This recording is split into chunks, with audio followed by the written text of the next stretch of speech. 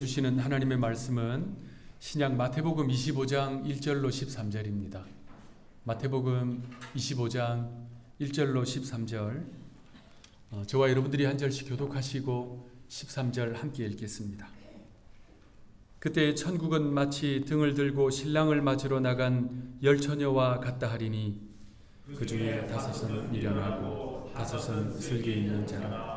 미련한 자들은 등을 가지되 기름을 가지지 아니하고 슬기 있는 자들은 그릇에 기름을 담아 등과 함께 가져갔더니 신랑이 더디옴으로 다 졸며 잘새 밤중에 소리가 나되 보라 신랑이로다 맞으러 나오라 하매 이에 그 처녀들이 다 일어나 등을 준비할새 미련한 자들이 슬기 있는 자들에게 이르되 우리 등불이 꺼져가니 너희 기름을 좀 나눠달라 하거늘 슬기 있는 자들이 대답하여 이르되 우리와 너희가 다 쓰기에 다 부족할까 하노니 차라리 파는 자들에게 가서 너희 쓸 것을 사라 하니 그들이 사러 간 사이에 신랑이 오므로 준비하였던 자들은 함께 혼인잔치에 들어가고 문을 닫힌지라. 그 후에 남은 처녀들이 와서 이르되 주여 주여 우리에게 열어주소서. 대답하여 이르되 진실로 너희에게 이르노니 내가 너희를 알지 못하노라. 함께 읽겠습니다. 그런즉 깨어있으라. 너희는 그날과 그때를 알지 못하느니라. 아멘. 기원전 1600여 년 고대 중국의 하나라에는요 악명 높은 왕이 있었습니다. 그의 성은 사시였고요. 이름은 이계, 그래서 사이계, 그의 이름입니다. 왕들은 왕호가 있잖아요. 왕호는 걸이었습니다. 그래서 일반적으로 역사에서는 걸왕이라고 부르지요. 중국 역사 전체에서 이 하나라 걸왕은요 대표적인 폭군이었습니다. 그는요 사치와 향락을 즐겼고 충신과 백성들을 학대했습니다. 여러분 주지육림이라는 말 들어보셨지요? 주지육림. 이 걸왕이요 호수를 파게 만들었습니다. 작은 연못이 아니에요. 배를 띄울 수 있을 정도 크기의 호수. 그리고 그 호수에 물을 가득 채운 게 아니라 술로 가득 채웠습니다. 그리고 그 주변에 있는 나무들에는요 가지마다 그 술 안주인 고기를 걸어놓게 했습니다. 백성들은 굶주리고 있는데 간신들을 불러 모아서 주지육림했습니다. 그런데 이 주지육림의 아이디어가 어디서 나왔냐? 이 걸왕이 제일 총애했던 말희라고 하는 여성에게서 나왔어요. 말희, 애첩인데요. 그녀가 이 걸왕이 그 간신들에게 술을 한 잔씩 따라주는 거 너무 귀찮은 거예요. 그리고 앞에서 춤추는 무희들에게 다 이 술을 따라주는 게 너무 불편한 거예요. 그래서 호수를 파서 술을 채우고 그리고 가지마다 이 고기를 걸어놓게 해서 마음껏 술을 떠서 마시게 하라. 그 아이디어를 듣고 참 좋다. 백성들을 불러놓고 호수를 파게 한 거죠. 기록에 따르면요 3천여 명이 그 호수 주변에 둘러앉아서 술을 떠서 마시고 고기를 먹었다라는 것입니다. 그 아이디어를 준 말희라고 하는 이 여자가요 예사악한 여자가 아닙니다. 잔혹한 것을 즐기는 여성이었어요. 여러 일화들이 있는데 대표적인 것은요 말희가 이 물난리가 난 것을 구경하는 걸 참 좋아했어요. 그래서 걸왕이 말희를 위해서 강둑을 일부러 터뜨렸습니다. 강물이 백성들이 사는 마을에 덮쳤어요. 홍수가 났어요. 말희가 그거 보면서 박수치며 좋아했다는 거지요. 또 있습니다. 이 구리로 만든 큰 기둥을 불에 시뻘겋게 달궜어요. 그리고 그 위로 백성들이 지나가게 했습니다. 맨발로. 여러분 그 위로 맨발로 지나가면 어떻겠어요? 뜨거워서 펄쩍펄쩍 뛰지 않겠습니까? 말희가 그 모습을 보면서 야 쟤네들 춤춘다. 춤 잘 춘다 하면서 좋아했다는 거지요. 자, 이렇게 폭정이 끊임이 없었습니다. 백성들이요, 견디다 못해서 옆나라 왕에게 도움을 요청합니다. 그 옆나라의 왕이 당왕이었어요. 당왕이 군사를 이끌고 와서 걸왕을 쫓아내버립니다. 그러면서 고대 중국의 하나라의 역사가 끝이 나요. 그리고 새로운 나라가 시작되는데 그게 상나라입니다. 외우기 쉽죠? 하나라, 상나라. 이 당왕은 정치를 아주 잘했어요. 중국 역사에서 대표적인 폭군은 걸왕이었고요. 대표적인 덕군은 당왕입니다. 당왕은 백성들을 돌보고요. 그리고 갇힌 자들을 풀어주고 굶주린 자에게 곡식을 나눠줬습니다. 특히 이 당시는 농경사회잖아요. 그래서 농사를 잘 지을 수 있도록 기반시설 마련하고 농경법 개발해서 백성들 잘 살게 해줬습니다. 자, 이 당왕에게는 아주 유명한 반명이라는 것이 있었습니다.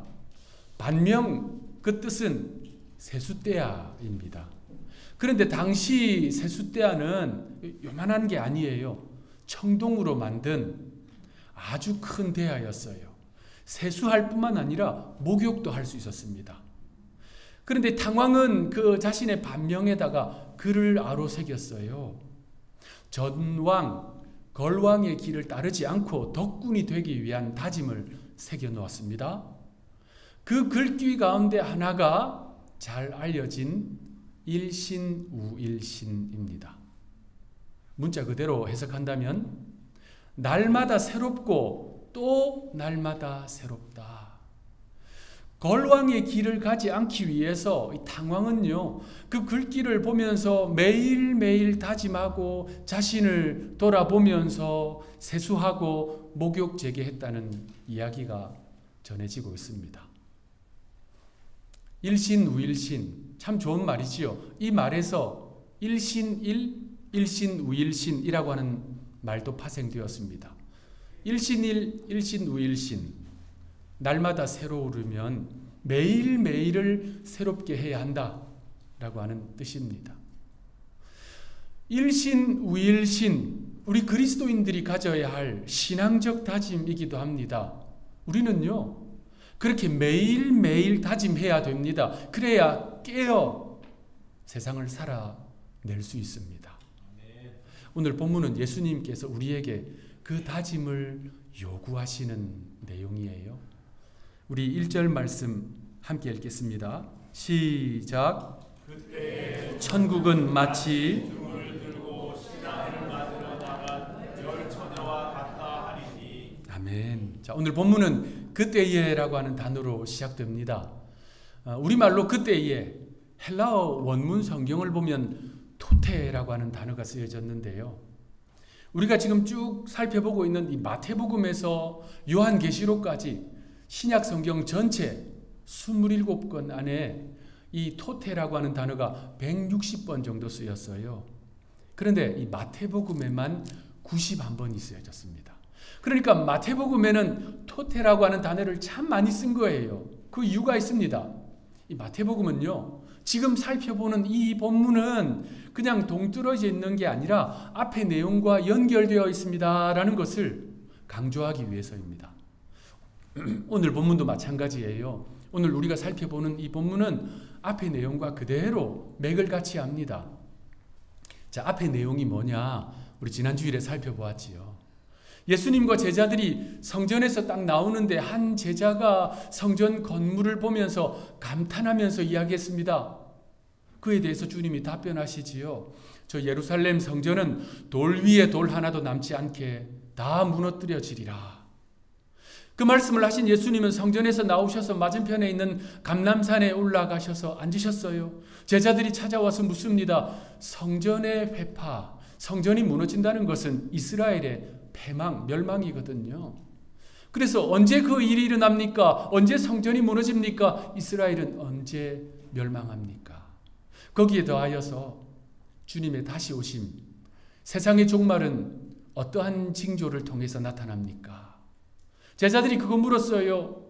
그에 대한 답변으로 예수님께서 하신 마태복음 전체에 나오는 5대 강화, 5번의 긴 가르침 중에 마지막 종말 강화를 시작하십니다. 주님이 성전이 회파될 것이다. 돌 위에 돌 하나도 남지 않게 될 것이다. 라고 하신 말씀은 AD 70년의 역사 속에서 성취되었습니다. 자, 그리고 그 다음 이제 온 세상의 종말에 대한 말씀. 주님은요, 한 영혼이라도 더 구원받기를 바라시기에 재림과 심판을 유보하고 계십니다. 그래서 주님의 초림과 재림 사이를 살아가고 있는 모든 그리스도인들, 우리는 세상의 유혹과 박해가 있을지라도 오직 주님 바라보면서 견디는 신앙생활을 해야 한다. 지난주에 말씀드렸지요. 그 내용과 맥을 같이 하는 것이 오늘 본문이에요. 그러니까 예수님의 종말 강화가 계속되고 있는 겁니다. 그래서 그때에 라고 시작된 거예요. 예수님이 감람산에 오르셔서 말세에 대한 징조에 대해서 말씀하시는 그때에 1절, 그때에 천국은 마치 등을 들고 신랑을 맞으러 나간 열처녀와 같다 하리니. 예수님은 지금 예수님 시대 유대 혼인 풍습에 대해서 말씀을 하십니다. 자, 예수님 시대의 유대 혼인 풍습은 몇 가지 절차를 통해서 진행되었어요. 오늘날하고 조금 차이가 있습니다. 그 단계의 첫 번째는 정혼입니다. 정혼. 신랑과 신부 또 양가가 이 정혼의 절차를 밟습니다. 정혼하면 오늘날의 약혼과 비슷하지 않는가 생각하실 수 있는데 좀 차이가 있어요. 예수님 시대의 정혼은 훨씬 더 엄격하고요. 또 법적인 구속력도 강했어요. 그래서 그 당시에는 정혼을 하면 신랑 측에 이 가정이요, 신부 측에 지참금을 지불했습니다. 그런데 만약 이 정혼을 파혼하려면 마찬가지로 일정한 법적인 절차를 또 진행을 해야 됩니다. 그래서 정혼을, 예수님 시대의 정혼을 약혼이라고 보기보다는 혼인 계약이라고 보시는 것이 좀 더 적합합니다. 자, 그것이 첫 번째 단계예요. 정혼. 그런데 정혼을 했다고 해서 그 예비 신랑 신부가 함께 사는 게 아닙니다.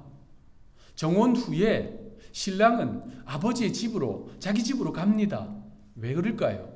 장차 신부와 살 집을 마련해요. 약 1년 동안, 거의 1년 동안 열심히 일을 해서 집을 준비를 합니다. 그것을 정혼 기간이라고 불러요. 이게 두 번째 단계입니다. 정혼 기간, 이 마태복음 1장에 나오는 여러분 잘 아시는 요셉과 마리아의 이야기. 그들 뭐 했어요? 정혼했던 거예요. 그리고 요셉은 정혼 기간에 집을 준비하러 간 겁니다. 그런데 그 정혼 기간에 마리아에게 무슨 일이 일어났어요? 임신했잖아요. 정혼 기간에 함께 사는 게 아닌데 임신을 했다. 그거 그 시대에 돌에 맞아 죽게 되는 일입니다. 부정한 일을 했다는 것이지요. 요셉은 그게 성령으로 말미암아 일어난 일인지 몰랐기 때문에 어떻게 합니까? 조용히 정혼을 파기하려고 했던 거예요. 요셉이 할 수 있는 마리아에 대한 최선의 배려였습니다. 자, 여하튼 그 정혼 기간이 되면 신랑은 아버지 집에 가서 집을 이제 자신이 신부와 살 집을 준비를 합니다. 다 준비하면 어떻게 될까요? 신부 집으로 옵니다.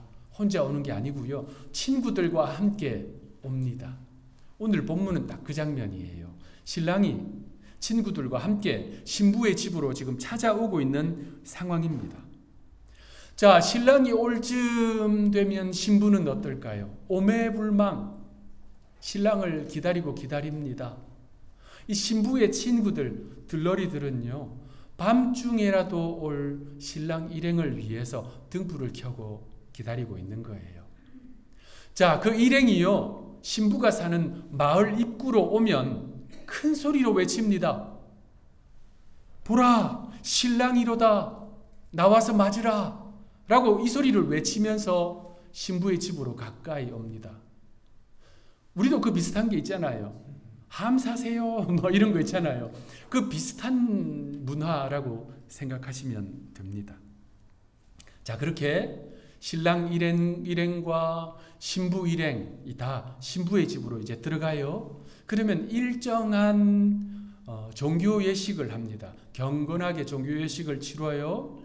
자, 이게 끝이 아닙니다. 자, 이게 세 번째 단계예요. 신부의 집으로 왔습니다. 그리고 신랑은 이제 신부를 데리고 자신의 집으로 가요. 성대한 잔치가 준비되어 있습니다. 결혼식을 하루 이틀 하는 게 아니고요. 신랑 집에 가서 일주일 동안 와요. 그 일주일 동안 혼인 예식을 딱 마치면 이제 드디어 그 모든 과정이 마무리가 됩니다. 자, 유대의 이러한 혼인 풍습을 여러분 생각을 하시면서 요한복음 14장 말씀을 딱 읽으면 예수님이 하신 말씀이 뭔지를 이해하게 됩니다. 요한복음 14장은요, 예수님께서 이제 제자들과 마지막 유월절 만찬을 하셨어요. 제자들 발을 다 씻어 주셨어요. 그리고 나서 하신 말씀이 요한복음 14장입니다. 유대 시간으로 내일이면 예수님 십자가에 달리는 순간이에요. 너무나도 중요한 순간이잖아요. 그때 예수님이 하신 말씀이 뭐냐? 요한복음 14장 1절에서 3절. 우리 함께 읽겠습니다. 시작. 너희는 마음에 근심하지 말라. 또 나를 믿으라. 내 아버지 집에 거할 곳이 많도다. 그렇지 않으면 너희에게 일렀으리라. 내가 너희를 위하여 거처를 예비하러 가노니 가서 너희를 위하여 거처를 예비하면 내가 다시 와서 너희를 자, 여러분 그림이 잡히시죠? 제자들은 예수님이 이 말씀을 하셨을 때 우리 랍비께서 지금 결혼식에 대한 이야기를 하시는구나 라고 척 알아듣는 거예요. 우리도 알아들을 수 있는 거예요. 이제 우리는 성도는 교회는 예수님과 정혼했구나. 예수님과 우리는 정혼한 상태구나. 이건 세상의 약혼과 달리 함부로 파기할 수 없는 거구나. 자, 우리가 예수님과 정혼 언약을 맺은 게 뭡니까? 세례식이에요. 그래서 세례식이 중요합니다.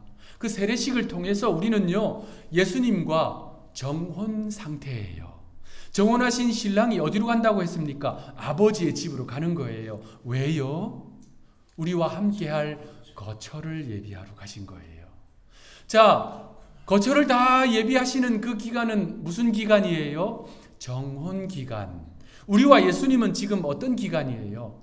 정혼 기간. 정혼 기간에 우리 딴 거 보면 됩니까? 눈 돌리면 됩니까? 오매불망 신랑 바라봐야지요. 예수님 바라봐야지요. 예수님이 우리 살 집 다 준비되면 어떻게 하신다고 했어요? 신부 데리러 오는 거예요. 오실 거예요. 그것이 지금 마태복음에서 말씀하시는 주님의 재림입니다. 자, 그렇게 되고 나면 우리는 주님과 함께 어디로 간다고 합니까? 요한복음 14장 3절 영접하여 내 있는 곳에 너희도 있게 하리라. 예비하신 그곳에 우리도 있게 한다. 주님이 약속하시는 거예요. 그러니까 예수님은 십자가 바로 전날 혼인잔치에 대해서 이야기하신 거예요. 오늘 본문도 마찬가지입니다. 그래서 요한계시록은 거처를 다 예비하신 주님과 우리와 함께하는 것을 뭐라고 말씀하냐면요, 어린 양의 혼인잔치라고 하는 거예요. 천국 혼인잔치. 자, 그래서 오늘 본문은 예수님께서 그 천국 혼인잔치를 준비하고 있는 정혼 기간을 보내고 있는 우리가 어떻게 믿음 생활해야 하는가, 어떻게 주님 기다려야 하는가, 그거 우리 예수님이 가르쳐주고 계십니다. 그래서 1절 뭐라고 그래요? 그때의 천국에 대한 이야기를 주님이 하시는 겁니다. 자, 오늘 본문은 10명의 들러리에게 포커스를 맞추고 있습니다. 이들은 두 부류로 나눠집니다. 슬기로운 다섯 처녀, 미련한 다섯 처녀. 이 둘을 나누는 기준은 명확합니다. 기름을 준비해 두었느냐? 그렇지 않은가? 오늘 본문 3절 4절 우리 함께 읽겠습니다. 시작. 미련한 자들은 등을 가지되 기름을 가지지 아니하고 슬기 있는 자들은 그릇에 기름을 자, 신랑이요 먼 곳에서 오시는지 밤이 늦도록 오지 않았습니다. 그러다 보니까 들러리들도 졸다가 다 잠이 들었어요. 자, 그런데 멀리서 들려오는 목소리에 놀라 잠에서 깨어납니다. 어떤 목소리입니까? 보라, 신랑이로다. 그를 맞으러 나오라. 함 사세요. 함. 이렇게 하고 이제 저 마을 입구에서부터 그 소리가 들려오는 거예요. 그 소리에 놀라서 10명의 들러리들이 다 잠에서 깨어났습니다. 그리고 등불을 밤이니까 이제 밝히는 거예요. 슬기 있는 5 처녀는 예비한 기름으로 등불을 밝혔습니다. 그런데 미련한 5 처녀의 등불은 꺼져갑니다. 그들은 요구합니다. 기름 좀 나눠주시오. 슬기 있는 5 처녀가 대답합니다. 우리 둘이 다 썼다가는 둘 다 불이 꺼지니까 기름 장수에게 가서 기름을 구해오세요. 주경학자들에 따르면요, 유대의 결혼 예식은 밤에 시작되는 경우도 흔했습니다. 유대의 시간 개념은 우리랑 다르잖아요. 그들은 저녁부터 시작되거든요. 그래서 밤에 결혼 예식을 시작을 하기 때문에 이 들러리들은요, 여분의 기름을 반드시 준비해야 합니다. 언제 올지 모르거든요. 그날과 그 시는 모르기 때문입니다. 자, 그렇게 신부를 위해 돕는 들러리들이 기름을 준비하고, 그리고 그 불빛을 보고 신랑 일행들이 오면요, 그들은 신부의 집으로 들어가는 거예요. 그리고 나서 문은 굳게 닫힙니다. 문을 닫는 이유가 고대 근동의 전통이에요. 이유가 있습니다. 불량배들이 들어오지 않도록, 또 초대받지 않은 사람들이 함부로 들어오지 않도록 문을 굳게 닫았습니다. 시간이 흘러서 어리석은 5 처녀도 그 집으로 왔습니다. 그리고 도착했는데 보니까 문이 굳게 닫혀 있어요. 그래서 문을 두드립니다. 우리에게 문을 열어주십시오. 그런데 안에서 들려오는 소리는 거절입니다. 오늘 본문 12절 우리 함께 읽겠습니다. 시작. 대답하여 이르되 진실로 너희에게 이르노니 내가 너희를 알지 못하노라 하였느니라.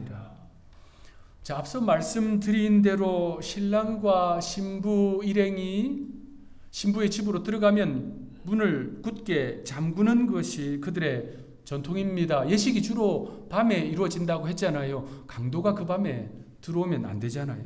그래서 문을 굳게 닫습니다. 열어주지 않습니다. 여러분, 구원은 기회가 있을 때 붙잡아야 합니다. 구원의 문이 열려 있을 때 들어가야 합니다. 그 문이 닫힐 때가 있습니다. 반드시 있습니다. 그리고 그 문은 다시 열리지 않습니다. 방주의 문이 굳게 닫힌 것처럼 말입니다. 주님은 오늘 본문을 이렇게 마무리하십니다. 13절 우리 함께 읽겠습니다. 시작. 그런즉 깨어있으라. 너희는 그날과 그때를 알지 못하느니라. 본문의 예수님의 가르침 전체의 핵심이 바로 이겁니다. 깨어있으라. 그 이유는 그날과 그때를 알지 못하기 때문입니다. 신랑이 언제 오실지 알지 못하기 때문입니다. 세상의 종말이 언제 일어날지 우리는 알지 못하기 때문입니다. 예나 지금이나 이 종말에 대해서, 말세에 대해서 사람들이 관심을 가지고 있는 부분은 언제입니다. 그때가 도대체 언제인가? 예수님의 제자들도 온통 그 관심이었어요. 그런데 주님은 그때와 그 시는 모른다라고 명확하게 말씀하셨습니다. 그럼에도 불구하고 오늘날까지 사람들은 온통 그때에 언제인가 최대의 관심을 두고 있습니다. 그런데 주님은요, 우리의 관심을 돌리라 말씀하십니다. 언제가 아니라 어떻게 이 말세를 살아낼 것인가? 어떻게 이 종말의 때를 살아낼 것인가? 어떻게 이 정혼 기간을 오롯이 주님만 바라보면서 믿음으로 살아낼 것인가? 주님은 어떻게에 관심을 가지라 말씀하세요? 오늘 본문을 통해서 주님이 가르쳐 주시는 어떻게는 깨어 있으라입니다. 깨어 있는 것이 이 말세를 살아가는 우리의 초미의 관심사가 되어야 합니다. 깨어 있으라. 주님의 이 말씀은요, 잠도 자지 마라, 이게 아니지요. 여러분 잠 자야 합니다. 여러분 잘 주무셔야 됩니다. 하루 7시간, 8시간 주무셔야 건강이 좋다고 하지요. 물론 새벽기도 참여해야 되니까 일찍 주무셔야 됩니다. 이렇게 잠은 잘 자야 됩니다. 그런데 주님께서 깨어 있으라 라고 하는 말씀은 영적인 상태를 의미하지요. 영적 나태함에, 영적인 게으름에 빠져 있지 않은지 점검하라는 거예요. 깨어 있으라는 말씀입니다. 우리는 그래서 순간순간 내가 지금 깨어 있는가? 내가 지금 영적으로 잠들어 있지 않은가? 내 신앙은 지금 문제가 없는가? 점검해야 합니다. 영적 일신, 우일신 해야 됩니다. 매 순간 매일매일 자신을 돌아보면서 점검해야 돼요. 주님 그 말씀 지금 하고 계신 것입니다. 한 이야기 들려드리고 오늘 말씀 마무리하겠습니다. 어떤 한 젊은이가 직장을 구하려고 하다가 예상 못한 곳에 취업을 하게 됩니다. 넓은 숲을 돌보는 일을 하게 되었어요. 그래서 숲에 나가서 이제 나무들도 돌보고 그곳에 서식하고 있는 동물들도 보호하고 일을 하게 됐어요. 그렇게 이제 몇 년을 그 일을 쭉 해왔습니다. 아침에 나가서 하루 종일 숲을 돌보고 저녁에는 그 숲속에 있는 자신의 집에 들어가서 홀로 생활을 했지요. 자, 그러다가 이 사람이 한 가지 결심을 합니다. 한 가지 루틴을 만들어요. 습관을 만듭니다. 그게 뭐냐면요, 하루 종일 숲을 돌아보고 저녁에 집에 이제 혼자 사는 그 집에 딱 들어오면 주방으로 갑니다. 그리고 저녁 식사를 정성을 다해 준비해요. 준비된 음식을 식탁에 정성스럽게 차려 놓습니다. 그렇게 두고 이 사람은 밖으로 나가요. 먹지 않고. 그리고 작업복을 벗습니다. 신사복으로 갈아입어요. 넥타이도 맵니다. 머리에 빗질도 해요. 신발도 구두로 갈아 신습니다. 거울 앞에 서서 자신의 모습이 존중받을 만한 신사의 모습인지 쫙 점검을 해요. 그리고 뭘 하느냐? 아무도 없는 자신의 집에 문을 두드립니다. 그리고 마치 누군가가 어서 오십시오 라고 환대라도 해주듯이, 환영이라도 해주듯이 문을 열고 들어갑니다. 그리고 점잖게 식탁으로 가서 앉아요. 그리고 품위 있게 식사를 시작합니다.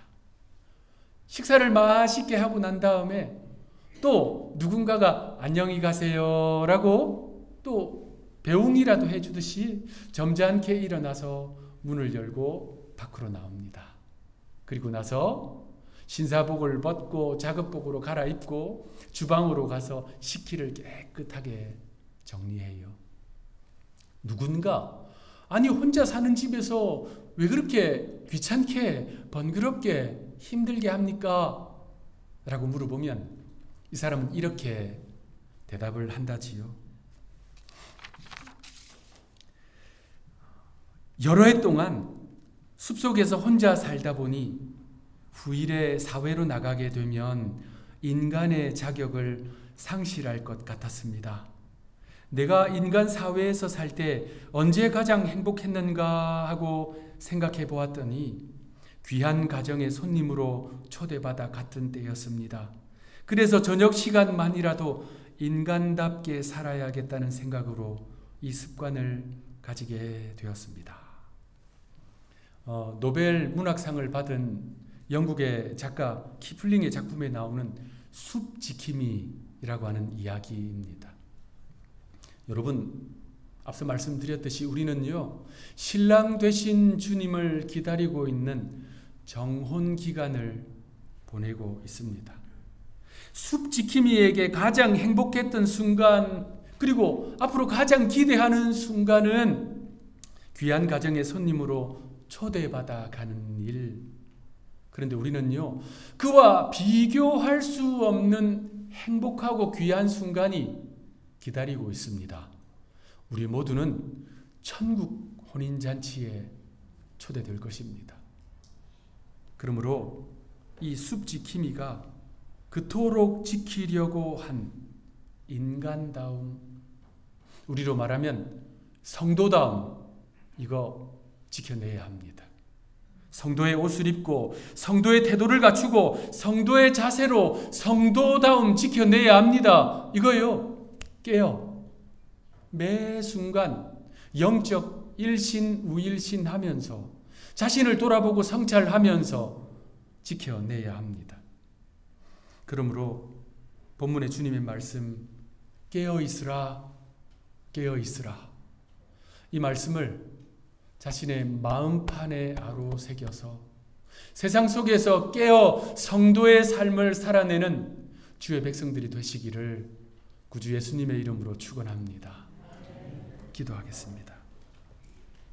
하나님, 우리는 주님의 다시 오심의 때를 알지 못합니다. 많은 사람들은 그 때가 언제인가에 관심을 둡니다. 그러나 우리는 언제가 아닌 어떻게 집중하게 하옵소서. 어떻게 이 말세를 살아낼 것인가를 고민하고 성찰하게 하옵소서. 무엇보다 이 혼미한 세상 속에서 깨어 있게 하옵소서. 영적 일신 우일신 매일매일 순간순간 새롭게 결단하고 결심하게 하옵소서. 그래서 삶의 자리에서 성도다움 지켜내게 하옵소서. 우리를 위해 다시 오실 구주 예수님의 이름으로 간절히 기도합니다. 아멘.